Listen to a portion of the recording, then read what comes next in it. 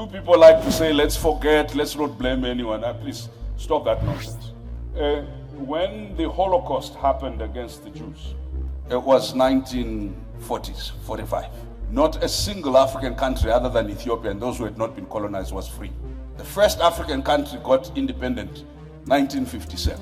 There is not a single Jewish person who will allow you to forget the Holocaust. And in fact, there are crimes, not just in Israel, across the world against denial of the Holocaust. US foreign policy, Israeli foreign policy is very key. It's a central issue. Africans, for some reason, must forget something that happened 50 years ago, if you are Zimbabwe 80 years ago. Listen, we must always remind our friends from Europe and elsewhere that slavery was a crime against humanity, as is colonialism and neo-colonialism. That killing Sankara in 1984 because you are opposed to communism and plunging his country into chaos that you are now trying to solve as a problem of poor governance is a shame. Welcome to Wake Up Black. Educate and enlighten. I want to suggest to you, Chair, that the first transmission of interference is an incompetent, corrupt, and ideologically unclear leadership. The second is a structure in the bureaucracy of government and administration that is beholden to the white gaze or to external gaze. Within the public administration, you harvest intelligence and you harvest efficiency. The third is religion, as you rightly said. Religion, and it's not just Christianity. We have seen the competition for different sects of Islam in the Horn, in the Mediterranean. And it's not just religion, it's NGOs, international and national. Not just those, but churches as well. And I'm talking about these as institutions. But ultimately, Steve Biko described the vector of interference. He says the most potent weapon in the hands of the oppressor is the mind of the oppressed. If you do not control what you educate, if you do not control what you communicate, if you do not control your narrative, you develop what we've seen, a disconnect between the leadership and the citizenry, a disconnect between the old and the young, a disconnect between the analog generation that has power and the virtual generation that is unemployed. A disconnect that is easy to employ. The future of this intervention, Chair, data and the digital platforms will define the most potent weapon in interference. You do not need to do it physically, it will be done remotely. And lastly, Chair, I want to suggest to you, the second most potent is economic fragility. A people that cannot feed themselves, that depend on foreigners to feed them, will become slaves, either willingly or by force, until this continent assures its stomach infrastructure by its ability to feed itself, until this continent assures its mental infrastructure by the ability to think for itself and ideate. Then this continent will be thought for by others, fed by others. There's no liberty without these liberated intellectual zones and the ability to feed yourself. So interference happens because of our own inferiority and because of the supremacist views of others. Thank you. Thank you. Thank you very much indeed, Brian. The fence. So let me explain what this. A young Zimbabwean businessman called Busisa Moyo characterized the problem of Africa. He said, we're not broke, we are broken. Right? And there is a difference. It's a very wealthy continent in terms of its human resource. When the United States decided to appoint a head for PEPFAR, they took away from my senior here, the chairperson of the African Union, his head of Africa CDC. There are Africans strategically, or black persons strategically heading very strategic institutions in the global north. Why am I saying this? My elder Ashraf asked me about narrative. There are 5 modes of narrative. First mode is action. That's what I think the chairperson of the African Union is saying, that people will not believe what we say until they see us act according to our beliefs. Pan-Africanism is not a theory.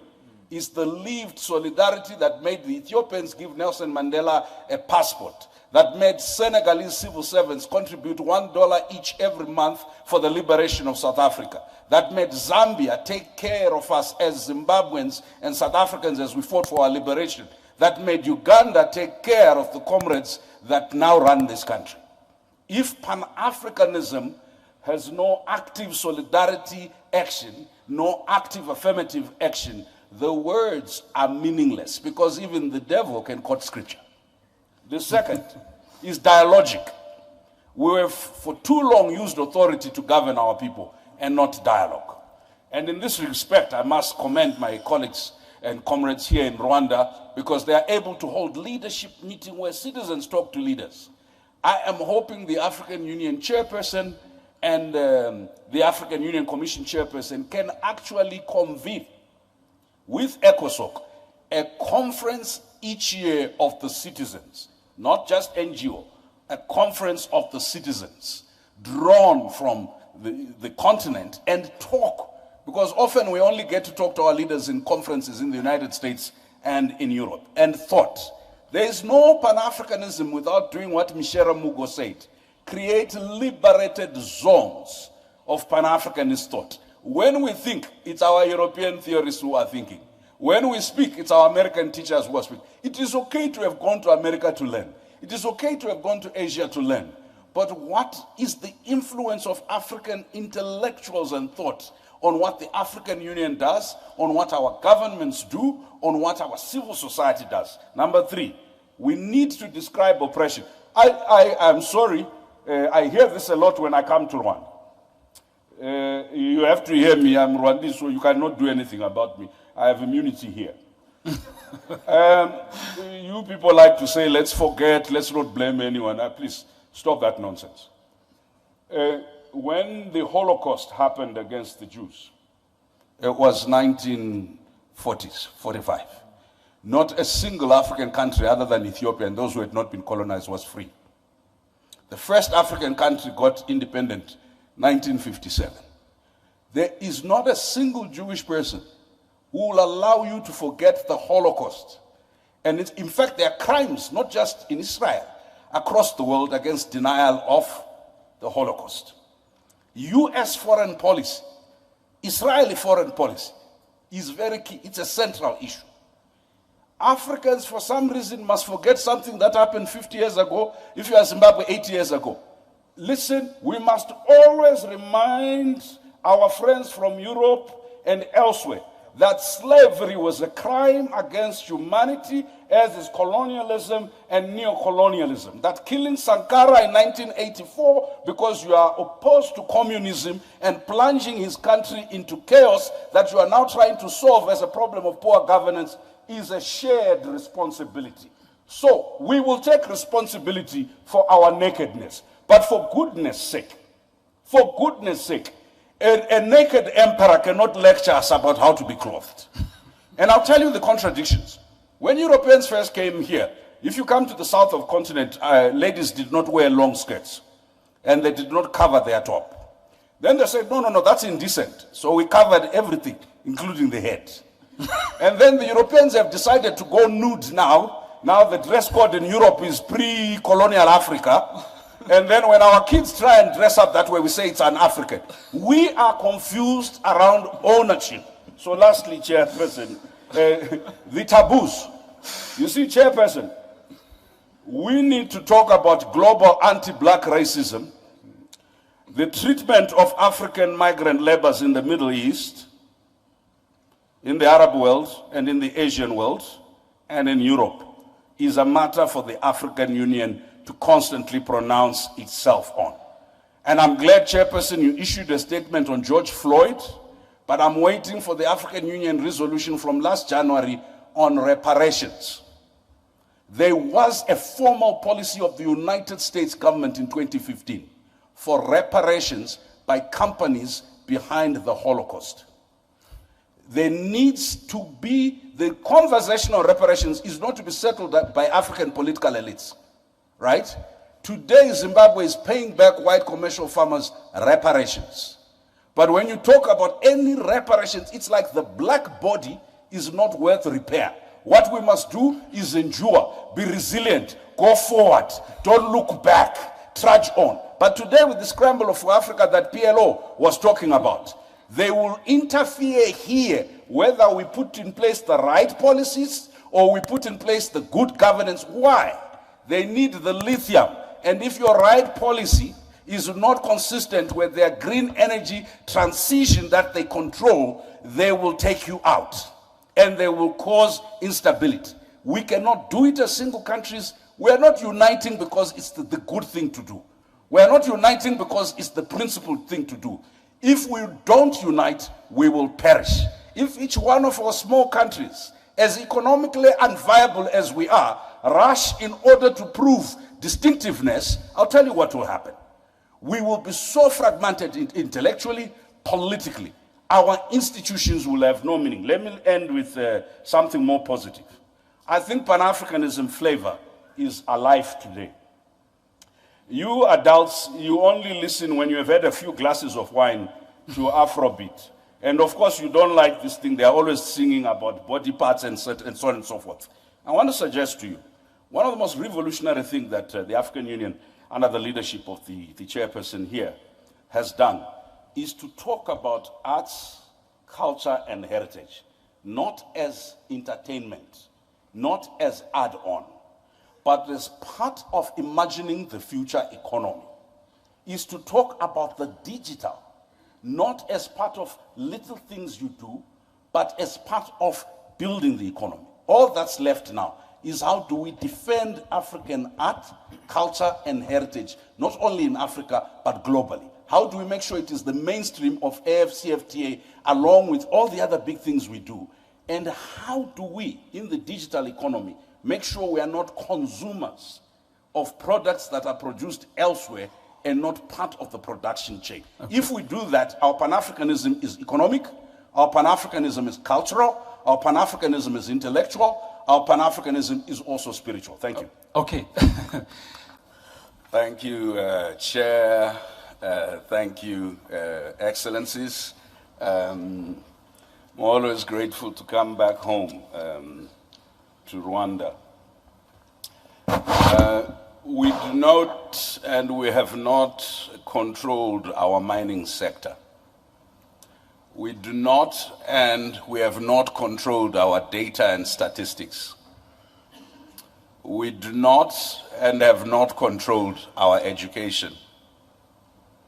We do not and have not controlled our security, whether it's digital security or it's generic continental security, whether the threats are exogenous or indigenous.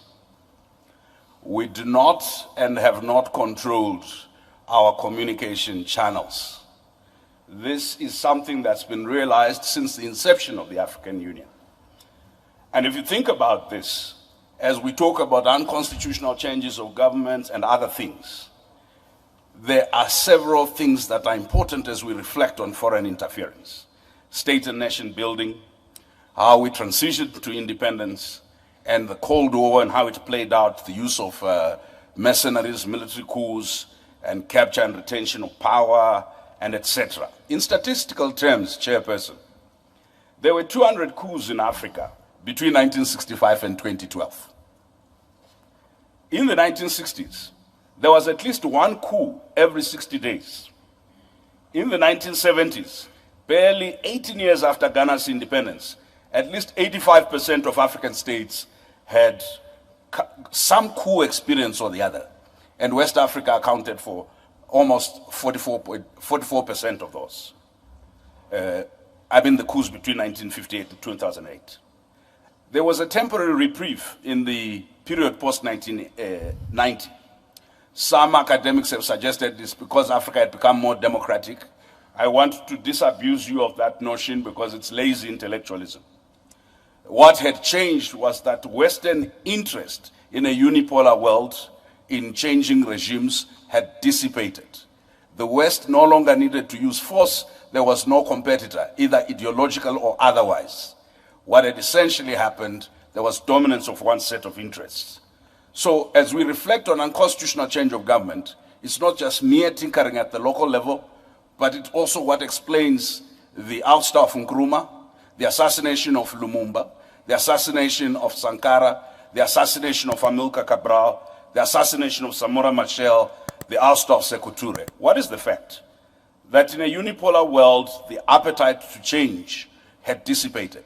As we see greater polarization between the West, the East, and the Middle, we're going to see once again an intensification of interference.